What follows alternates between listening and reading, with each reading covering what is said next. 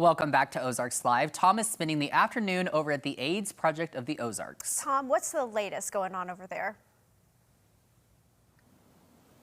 You know, as you've seen many times before, there's always something new that's happening here, plus some things that, you know, they have kept just because it's right. Lynn Meyercourt, Wade Shelton with me here at APO. First of all, good to see both of you. Good to see you. As well, Tom. All right, we've talked about so many times the different services that you provide here at APO, you know, whether it's you know, prescriptions or mental health issue, anything.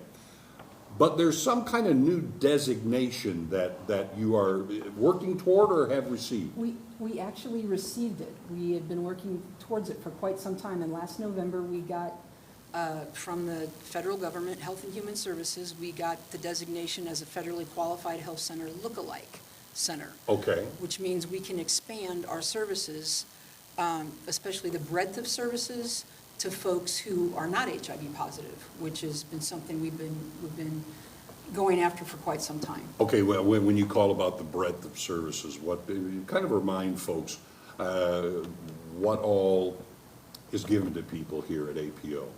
Medical care for folks that are HIV positive. We also provide case management and mental health care, psychiatric services, and with this new designation and opportunity to pursue additional funding, we will be able to eventually provide that breadth to folks who are not HIV positive.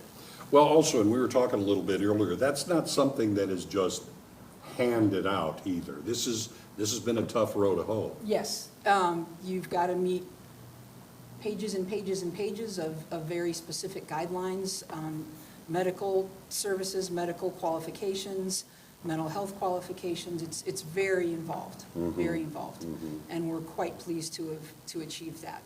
I would imagine, because now you're opening this to the whole community, and you have been in practice for quite a while, so you don't have to necessarily reinvent the wheel here. Yeah, we'll still continue to provide the same level of quality services we do, with as much flexibility as possible and to the broadest constituency as possible. And we're going to continue to provide our HIV care and our HIV education and prevention testing and sexually transmitted infection testing. All of that remains the same.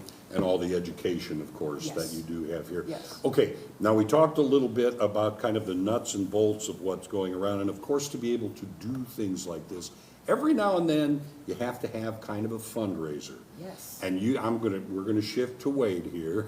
And what do you have going on? Because I saw a poster and it looks like it's gonna be a ball. It is going to be a ball, literally. We are doing what we're calling the APO Open, and it will be a miniature golf pub crawl.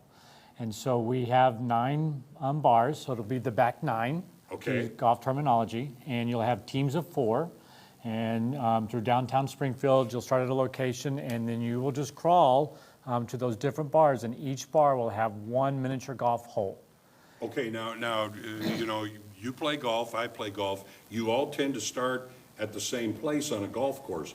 Do people are they able to kind of pick and choose their way around? Yes, other than where they begin at. We'll all begin at 1 of 3 of the 9 bars, but then after that hole, they can go however they want. As long as they're done by 8:45 that night, and then we'll start doing prizes and everything at 9 o'clock. Yeah, you want to get all the carts into the clubhouse. Yeah, exactly. Right. What do people need to do as far as register? Well, wait. Okay. We'll ask that in a second. Are people going to win stuff and have a good time? They are going to have a good time. We hope they're going to have a good time. Yeah. Yes, we will have prizes. There will be prizes for the top 3 teams that come in, as well as if you want to really go all out and do costumes for your team, there will be prizes and judges for that, and then some other special prizes. Now, it will be a little bit different than a lot of golf. There will be bribes are allowed. So you will be able to bribe the judges for maybe a stroke taken off. Are you going to be able to recognize the judges? Yes, you will. Okay, all right. You will. Just so you know, okay. Yeah, you can bribe to have your strokes removed, or you can really be a hateful team and add strokes to another team that you're competing against. I was gonna ask So just there's that. there's a prize and a cost for everything, but we can make it happen. Now, are the clubs and the balls all Yeah, we'll have provided? all that there, putters and balls for everybody, so they Okay. just need to provide themselves and their liver. And Okay. that'll be great. Yeah. Okay, so how do people register for this? What kind of deadline are we talking about, if any? So right now, the team registration cost is $80 a team for four, so that's $20 a person. You can do that between now and September 24th. Beginning on September 25th, that'll go up to $100 a team. Okay. And you can register at givebutter.com/2023 AP Open. Okay, and people are gonna see the posters, Yep, and I know posters and sending out posters. cards and things like Social that. media, all like that. And all the bars that are participating will have all that info as well. Very good. Yeah. And of course, a fundraiser like this, very important to the cause. Certainly. We have got several grants, both state and federal, that are very prescriptive in terms of what they pay for. Yeah. And every healthcare facility has items that are necessary that are not covered in those grants. So all of it goes back to this. Very important. All right, so the APO, they're here for everybody. Back to you. Sounds good, Tom. Thank you so much.